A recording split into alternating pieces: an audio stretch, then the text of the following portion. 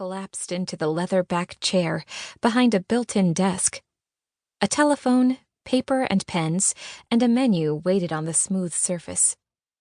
She pulled his laptop from her briefcase and set it before him. "There's a second offer on the chorus deal. It's time to be more aggressive." Damn. He opened the computer to see the email she'd left up for him.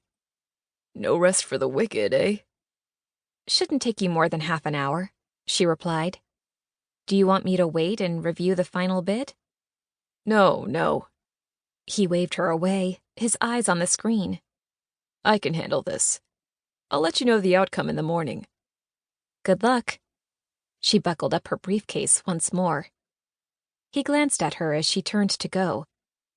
Thanks for bringing this to me, Hailey. We make an excellent team. The words scraped against her nerves.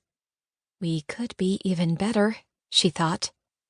But that would require Alec seeing her as something other than just the legal counsel at his beck and call. "You can always depend on me," she replied. Don't I know it? Have a glass of champagne on me before you leave. You know my tab. "Thanks, but I don't think so." His attention was drawn back to the screen and the problems waiting to be solved. Don't you ever let loose? She stiffened at the implication.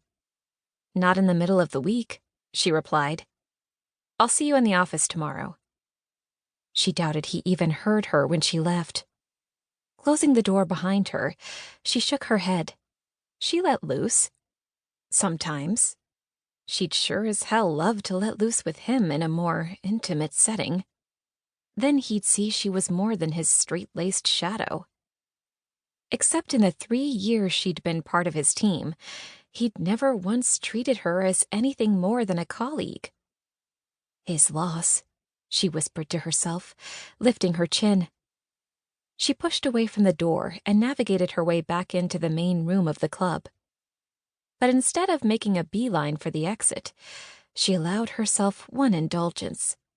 The same one she enjoyed every time she had to track Alec to this place.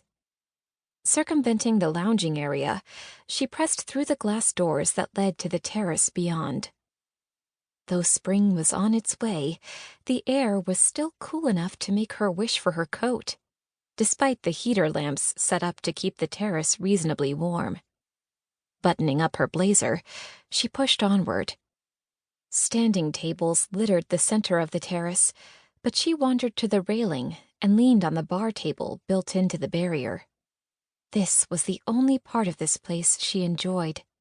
The city lay before her, a sea of twinkling lights shining through the night. Looking down toward the street, she stared at the small figures far below, rushing around, living out their lives. It really was a $1,000,000 view. Closing her eyes, she breathed in the air and felt her shoulders relax. This might not be her world, but there was no harm enjoying it for just a moment. A soft clink had her opening her eyes. A glass sat before her on the rail. Scotch, a voice said. Your favorite. So much for relaxation. Hailey straightened, turning to see the man waiting beside her. If Alec could make angels swoon, this man would win the admiration of the damned. Jet-black hair was combed back from his chiseled face. Obsidian eyes watched her as his full lips quirked into a smile she knew was at her expense. Like Alec, every scrap of fabric on him no doubt sported designer labels. Tailored to perfection, the clothes covered a hard body that looked like it belonged in the glossy pages of magazines, rather than at the helm of a powerful company. Tipping her head back, she looked up to meet his gaze. In her 3-inch heels, it was a feat that he still managed to dwarf her. "I'm not thirsty," she said. No? He lifted his own tumbler to his nose. Aren't you tempted, Hailey? This is the best scotch money can buy. He paused, his smile turning into a grin. Here, at least. Sure, she was tempted. That's what devils did. She pushed the scotch away.